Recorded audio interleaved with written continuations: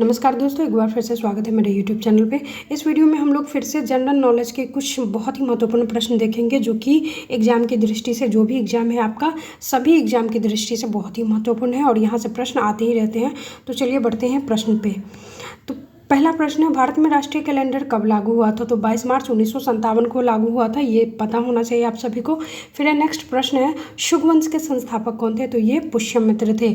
Rubber उत्पादन में अग्रणी देश कौन सा है? तो ये थाईलैंड है। अगले प्रश्न पर बढ़ते हैं, भारत का एकमात्र राज्य कौन सा है जो केसर उत्पादन करता है? तो ये भी आप लोगों को पता होगा, जम्मू कश्मीर इसका सही आंसर हो जाएगा। भारत के राष्ट्रीय गान गाने का निर्धारण समय है? तो ये 52 सेकेंड है। अगला प्रश्न है, राजा भोज द्वारा बनाई गई विशाल झील कहाँ स्थित है? तो ये भी भोपाल में स्थित है। नेक्स्ट प्रश्न पर बढ़ते हैं, मोहम्मद गौरी कहाँ का शासक था? तो ये गजनी का शासक था। कहाँ का शासक था? मोहम्मद गौरी गजनी देश का शासक था। ठीक है, अगले प्रश्न पे बढ़ते हैं। यहाँ पे मोहम्मद गजनी कोई एक और मुगल होता है, लेकिन यहाँ पे देश से इंडिकेट कर रहा है, ये गजनी देश का नाम है। ठीक है, अगले प्रश्न पे बढ़ते हैं, बंगाल का प्राचीन नाम क्या था? तो ये गौड़ था। जिप्सम उत्पादन में अग्रणी राज्य कौन सा है? तो ये है राजस्थान। ये भी आपको पता होना चाहिए, बहुत ही महत्वपूर्ण है। पित्त स्रावित होता है, तो कहाँ स्रावित होता है? यकृत में स्रावित होता है। एक एथलीट को त्वरित ऊर्जा प्राप्त करने के लिए दिया जाता है, तो क्या दिया जाता है? कार्बोहाइड्रेट दिया जाता है। नेक्स्ट प्रश्न है, भारत सबसे ज़्यादा निर्यात क्या करता है? तो ये चाय निर्यात सबसे ज़्यादा करता है। भारत की एंटी टैंक मिसाइल का नाम क्या है? तो ये है नाग एंटी टैंक मिसाइल।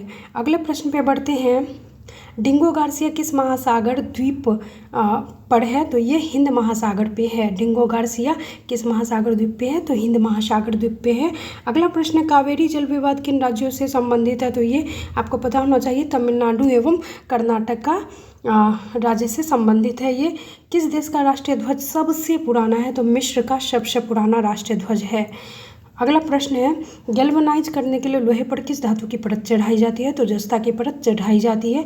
सार्क सम्मेलन किस उद्देश्य से आरंभ किया गया था? तो ये क्षेत्रीय सहयोग के लिए आरंभ किया गया था और अभी भी होता है। अगले प्रश्न पे बढ़ते हैं, UNHCR संस्था संबंधित होता है? तो ये शरणार्थियों से संबंधित होता है, जिसमें शरणार्थियों की हेल्प की जाती है इस संस्था के थ्रू। अगले प्रश्न पे बढ़ते हैं, अंतर्राष्ट्रीय कोर्ट ऑफ का प्रथम भारतीय न्यायाधीश कौन है? तो ये नगेंद्र सिंह हैं। कुतुब मीनार को किसने पूरा करवाया था? तो इल्तुतमिश ने इसको पूरा करवाया था।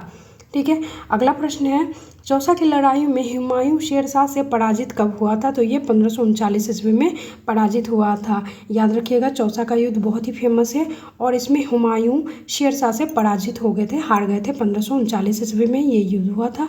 अगला प्रश्न है, बिलग्राम कन्नौज, बिलग्राम जो कि कन्नौज में पड़ता है, लड़ाई में हुमायूं शेरशाह सूरी से पराजित होता है। शेरशाह का शासन कब से प्रारंभ होता है? तो 1539 में वो हारता है, इसके बाद 1540 में इसका आरंभ हो जाता है शासन। अगला प्रश्न है, हुमायूं का दिल्ली पर पुनः कब्जा कब हुआ था? तो 1555 ईस्वी में हो गया था इनका कब्जा। फिर है, सीढ़ियों से गिरने से हुमायूं की मृत्यु, पानीपत की दूसरी लड़ाई में हेमू की पराजय, मुगल प्रधानमंत्री बैरम खां के हाथों पराजय कब हुआ था? तो ये हुआ था 1556 ईस्वी में। ये भी प्रश्न आते रहता है कि कौन से मुगल सम्राट की मृत्यु सीढ़ी से गिरने से हुई थी? तो याद रखिएगा, हुमायूं की मृत्यु सीढ़ी से गिरने से हुई थी। ठीक है, अगले प्रश्न पे बढ़ते हैं, अकबर ने हिंदुओं के ऊपर से जजिया कर कब हटाया था? तो ये 1564 ईस्वी में अकबर ने जजिया कर हटा दिया था।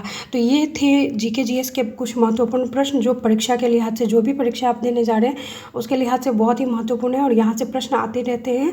तो बने रहिए हमारे साथ, मिलते हैं अगले वीडियो में। तब तक के लिए जय हिंद, जय भारत।